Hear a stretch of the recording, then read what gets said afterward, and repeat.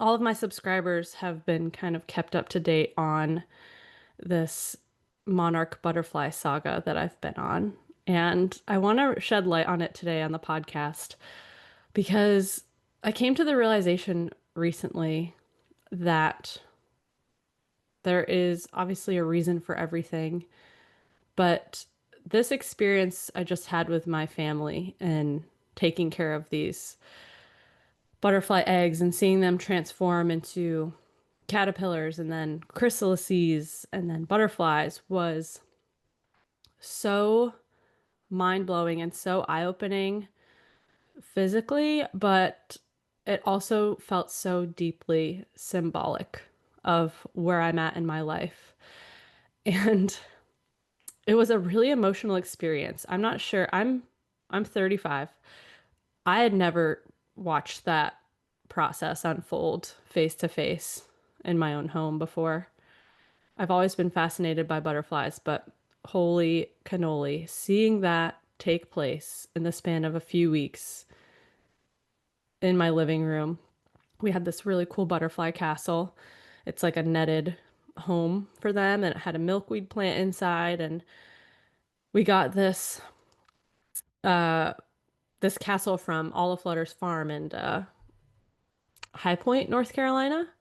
So Mama Bear drove 3 hours round trip with a milkweed plant in her lap on an open freeway, hoping it wasn't gonna tip over as I navigate a torrential pop-up thunderstorm. Thank you, North Carolina. So this whole butterfly thing was just an experience of epic proportions, and I ordered this butterfly castle. I'd heard about it through a gal pal with the small town social, my women's group last year, I think it was. She was like, "Oh, I just released monarch butterflies with my granddaughter." I was like, "Please keep talking." And she told me about this farm that sells what are called these butterfly castles, where they give you a milkweed plant, the netting. They physically put like four eggs, fertilized eggs on milkweed leaves, and then you take care of the plant, and the plant takes care of the caterpillars. They become, hopefully, they all hatch into caterpillars. You're guaranteed at least one. We got four bad boys. It was awesome. So anyway, heard about this last year and I was like, hell yes, I'm doing this. And I looked it up, and of course, they're living creatures. You have to pick them up in person. It's not like Amazon. I can't prime them and they can't just show up at my doorstep. Part of the whole experience is you go to the farm. And I was so jazzed when I ordered them. I was like, my son is gonna go bananas. My daughter was still pretty young, but I was like, 6 months is gonna go by and she's gonna just be super into this too. And I was like, well, it is a 3 hour round trip drive, but I'll figure it out. It's not a big deal. I'm gonna figure it out. And so time goes by, April comes, and the farm is like, these babies are ready. You need to pick them up on this day at this time. These are living creatures. And I was just like, oh, my mom brain was like on overload. Like, okay, I had to work backwards. All the moms out there know this. Work backwards from the nap times, from the usual routine, and then insert your help as needed. So it was a very hectic process, coordinating stuff with my husband who's in the military. And that day I was just like frantic. It's probably the Virgo and healing perfectionist in me that was like, I need to go at this time so the kids are ready. And, the kids weren't coming with me. I was honestly looking forward to that a little bit. 3 whole hours to myself to listen to whatever the F I want, uncensored, windows open, anything I want. Glorious little mini vacation tossed into the middle of the week. So, anywho, the point of me telling you this is I'm driving, I'm on this journey listening to podcasts, and I'm having this realization of like, this whole year has been so tough for my listeners out there who have been with me for a while now. You've heard all the stories and you kind of know my mother-in-law passed away earlier this year in February, and it rocked our world. It still is, continues blow after blow with our family, thing after thing. So professionally with my work, my business, the small town social and my life coaching business, things I'm so creatively passionate about and inspired by just kind of came to a bit of a halt. And the old programming in my head, who used to work in a corporate, you know, I say 8 to 5, but it was more like 7 to 10 for decades. Very unhealthy work life balance going on back before the children. And so I still have this old conditioning of like, you've got to be busy to be successful, right? It's like that hustler mentality. Hated that.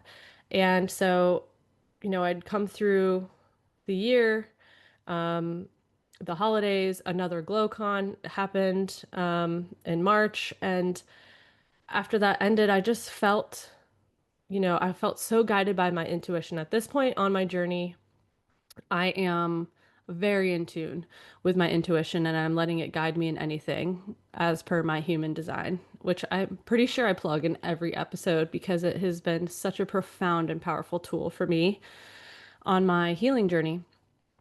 And so I've been following my intuition, and in that moment, something was like, just stop. Have you ever like said that to yourself? Just stop. Not pause. I'm like, it's okay to pause every now and then. We have weekends, we have whatever. After the kids go to bed, we can pause. You can pause throughout the day. But have you ever just stopped? And I don't mean give up, because I'll never give up on myself and my creative flow and my businesses and whatever they become. But it was like my energy was just like dropping the pin. We're stopping. And you're going to move through each day for however long you need as you feel called. And we're going to see what that feels like. And so I've been doing that for a few months.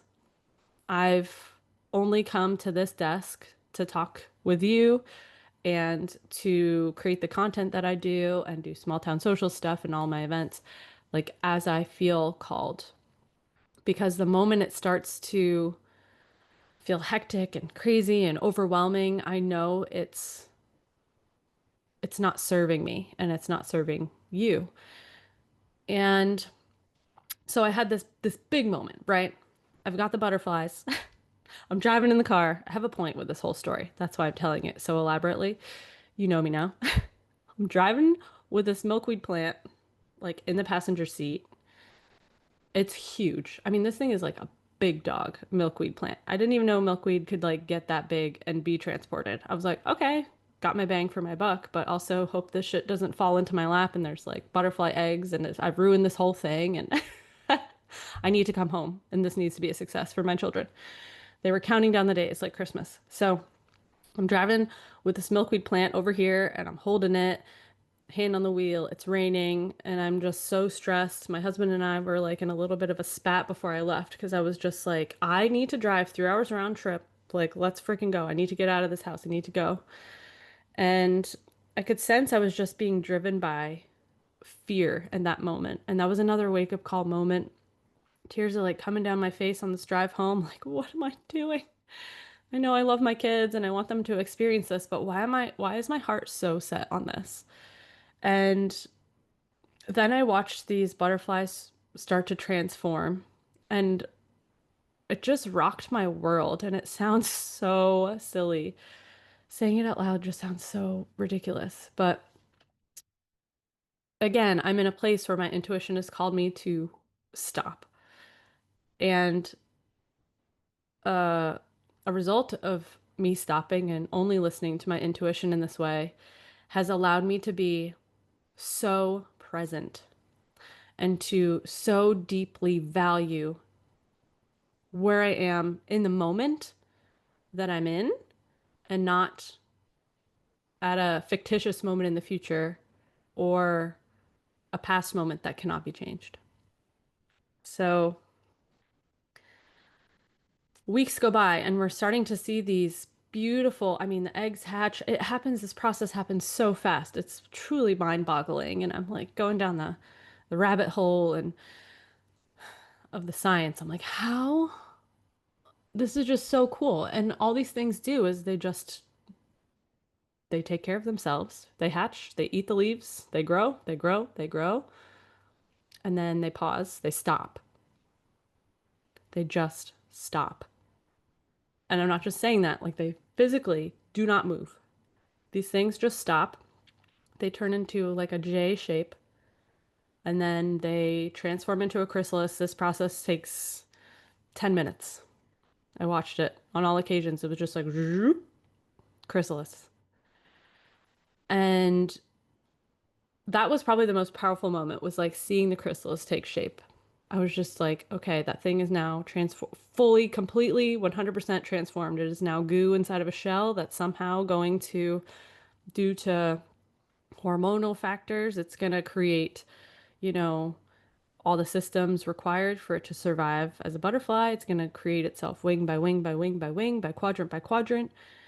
And then they hatched into butterflies. Out of that tiny little thing comes this crinkled up ball of butterfly that just over a few hours, stretches its wings and you let it outside and you set it free and it just knows what to do and how to survive. And that was kind of the the big aha moment for me, I think is the word I'm looking for. I was like, oh, this is kind of like what I'm going through. What I'm sure many people are going through is this metamorphosis of epic proportions. And for someone like me, a recovering, people pleasing perfectionist, workaholic who has only ever known hustle culture, for her to have the strength enough to be in her own awareness, to know that the lifestyle she's living is not serving her, even with the kids, like how I approach that day to day and how I approach wellness and all these other categories of life, if you will, for her to have that awareness enough to just say, we're going to just stop. We're going to stop, and all we're going to do, we're not giving up on anything. We are just going to be so fully present in this moment, and we're not going to think about the kind of butterfly that we're going to turn out to be. We're just going to try that whole living thing, the whole living in the moment thing. And it has been the hardest thing ever. I have had a lot of additional symbolic synchronicity type of things happen because of it that are confirming that this is exactly what I'm meant to be doing. It's something that I've like deeply prayed on and meditated on because it is so hard to slow down, let alone stop, pause. So, what a learning experience. And I wanted to come on today and share this with you because watching these creatures transform, and for those of you who are like my insider newsletter subscribers, I've been including pictures in each newsletter for the past few weeks as part of my like good vibe of the week. That little section in my newsletter, I'm like, oh, check this out. We have eggs, we have caterpillars, still have caterpillars, we have chrysalises, and then we have butterflies. So those of you who are subscribed, and anyone can subscribe anytime, please do. The more the merrier. So you've physically seen it. It's really cool. But watching these butterflies transform has just totally put life into perspective for me. It was almost like I've been begging the universe for a sign. I'm just like, stop beating around the bush and sending me these dreams that make no sense. And like, I've had so many coins, I've had so many pennies, I've had seen so many different animals. I'm like, I need a clear and obvious sign for what my next step is. And then here I am, like totally invested for 2 months in the life cycle of a butterfly. And I've always said in my practice and as a person that when you feel like something is a sign, it is. You don't have to Google, like, what does a cow in my dream mean, right?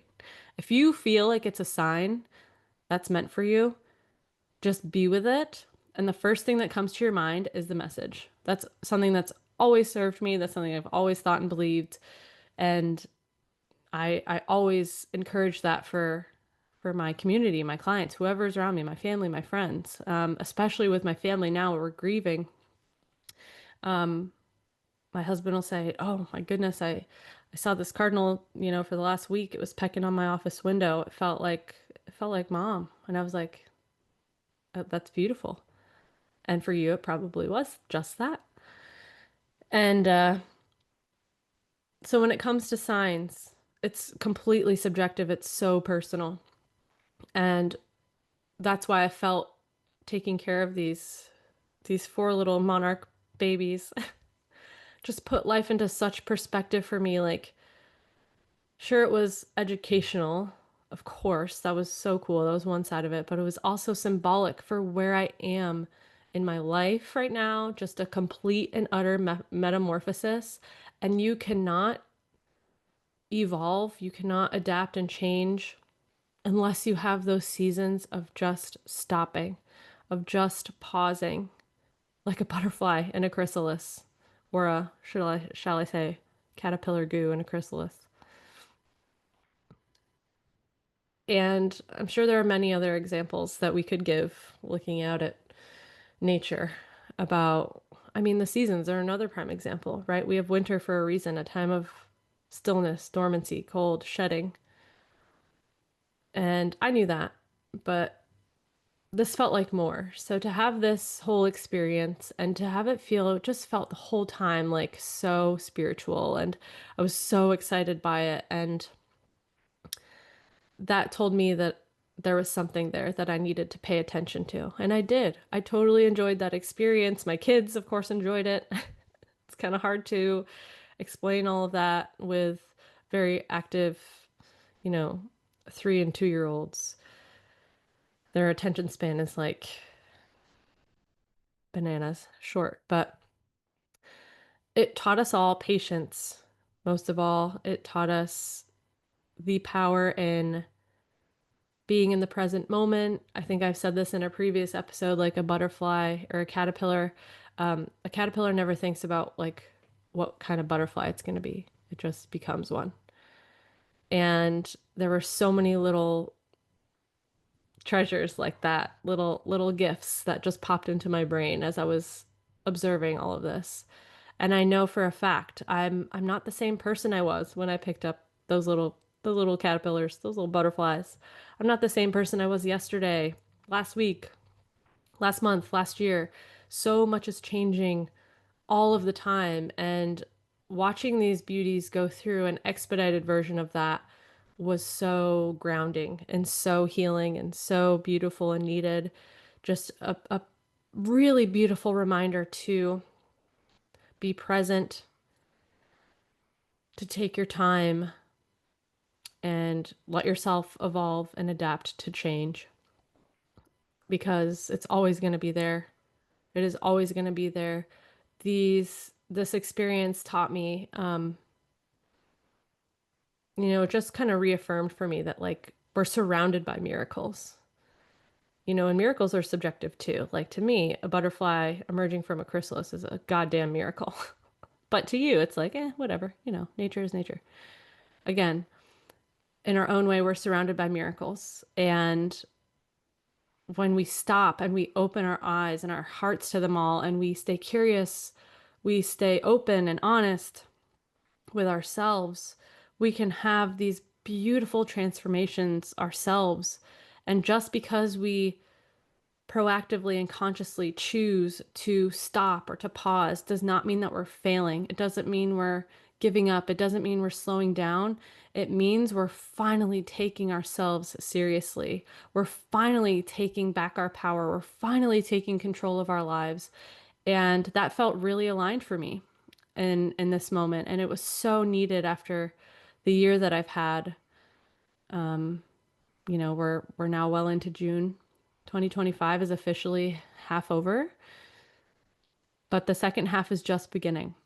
So, what I encourage all of you to do, if you haven't yet this year, is just to sit and reflect on how you can pause and how that's going to serve you. What boundaries you can set that are going to help you live a more fulfilling and joyful life where you feel like you are in control, you are standing in your power versus you living reactively and just monotonously going through routines because you're so used to them, you're so primed to them. I want you to ask yourself, is what I'm doing today me maintaining my past, or is it helping me nourish my present so I can have a more fulfilling future? Those are all the questions I want you to consider.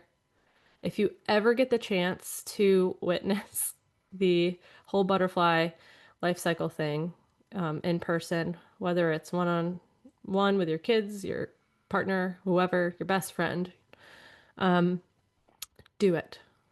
It will ground you in a way unlike any other. It is so cool. And it just sounds so ridiculous. Like I've had kids. I've seen other things that are a little more jaw-dropping take place, but this was, I don't know, it hit different.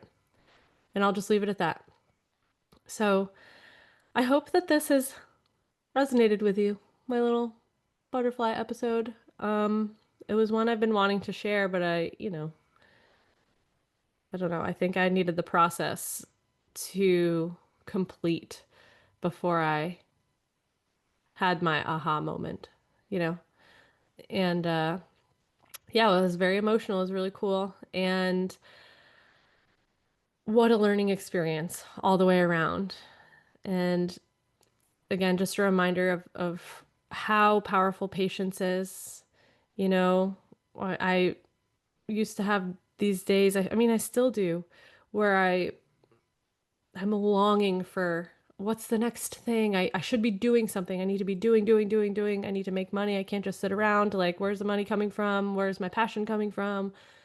How are my vision board dreams going to come true? And I'll clutch the crystals and I'll put on the oils and I'll do the incense and the smudging and I'll lay out all the oracle decks and I'll just like will an answer into existence. And I have this awareness that when I come from that place of desperation, it's just another reminder. Take a step back. And I've talked about this in so many episodes, almost every one, but having that sense of self-awareness is going to set you free. It doesn't mean it's going to be easy, but it's going to be worth it every single time. So I encourage you today, after you have this listen and you're with yourself wherever you are in solitude, journal on it, journal it out, and see what comes up for you. It may not come right in the moment. It may require you get out of your head and wherever you need to be to stimulate that beautiful noggin of yours. Walking, dancing, music, yoga, meditation, breath work, whatever that thing is for you. And let it arrive. Don't desperately just fiend for it. Come on, send it. Send it down. Send me the thought. Just let it be, let it arrive, and then do something with it. And most oftentimes, that doing, that action is simply stopping and taking a breath.